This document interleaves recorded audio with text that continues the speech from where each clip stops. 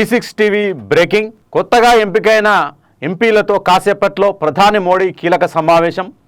NDA కూటమి నుండి కొత్తగా 45 మంది ఎంపీల ఎన్నిక.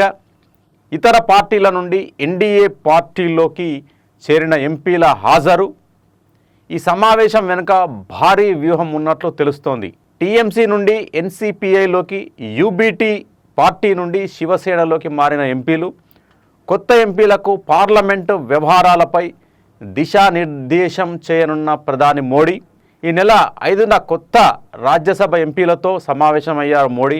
ఆ సమావేశంలో చెప్పిన అంశాలనే ఇవాల్టి మీటింగ్లో ప్రస్తావించనున్న ప్రధాని. ఈ మీటింగ్లో పాల్గొనబోయే కొత్త రాజ్యసభ సభ్యులకు ప్రధాని మోడీ అల్పాహార విందు ఇవ్వనున్నారు. గతంలో ఈ 45 మంది ఎంపీలు మోడీని, బీజేపీ ప్రభుత్వాన్ని తీవ్రంగా విమర్శించారు. ఇప్పుడు వీరు ఎన్డీఏలో చేరడంపై రాజకీయ వర్గాల్లో ఆసక్తికర చర్చ మొదలైంది. కాలంతో పాటు వీరు మారారో, మార్పు సహజమని అందరూ భావిస్తున్నారు. ముఖ్యంగా రాజకీయాల్లో ఎవరు ఎప్పుడు ఎలాంటి నిర్ణయాలు తీసుకుంటారో చెప్పడం అంత సులువు కాదు.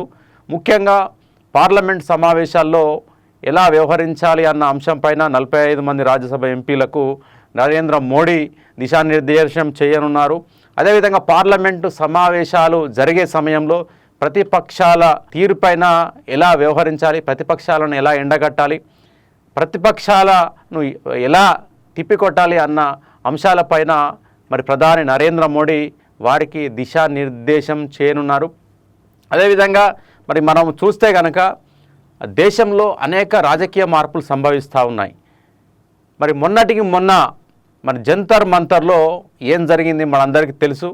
కాక్రోచ్ జనతా పార్టీ నిర్వహించిన నిరసన కార్యక్రమాలు కావచ్చు, సోనం వాంగ్చుక్ దీక్ష కావచ్చు, ఏ స్థాయిలో మోడీ ప్రభుత్వాన్ని కదిలించింది, మోడీ దిగొచ్చేలా చేసింది. అదేవిధంగా కేంద్ర విద్యాశాఖ మంత్రి ధర్మేంద్ర ప్రధాన్ సైతం ఆయన మరి రాజీనామా చేయడం అనేది దేశంలో సంచలనంగా మారింది. ఒక పెద్ద రాజకీయ చర్చ అయితే మొదలైంది.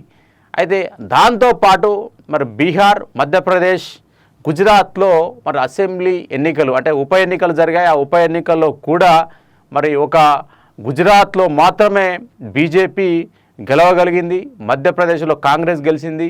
బీహార్ బంకీపూర్లో జనసూరజ్ పార్టీ ఎవరైతే రాజకీయ వ్యూహకర్త ఉన్నారో ప్రశాంత్ కిషోర్ ఆయన గెలవడం జరిగింది.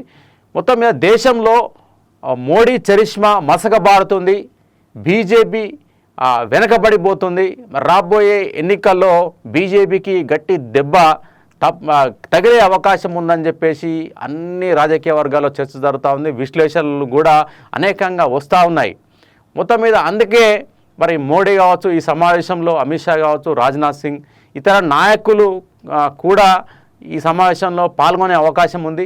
కొత్తగా ఎవరైతే 45 మంది ఎంపీలు ఉన్నారో మరి వారికి ఒక ట్రైనింగ్ మాదిరి వారికి అనేక అంశాల పట్ల, దేశంలో ఉన్న అన్ని అంశాలపైన, రాజకీయ పార్టీలపైన, గెలుపు ఓటములపైన, కాక్రోచ్ జనతా పార్టీ నిరసనలపైన కావచ్చు, ఈ మధ్యకాలంలో ప్రజల్లో వచ్చిన మార్పు కావచ్చు, భవిష్యత్తులో ఎలా ముందుకెళ్ళాలి అనే అనేక రాజకీయ అంశాలు కావచ్చు ఈ సమావేశంలో చర్చకు వచ్చే అవకాశం అయితే ఉందని భావిస్తున్నారు.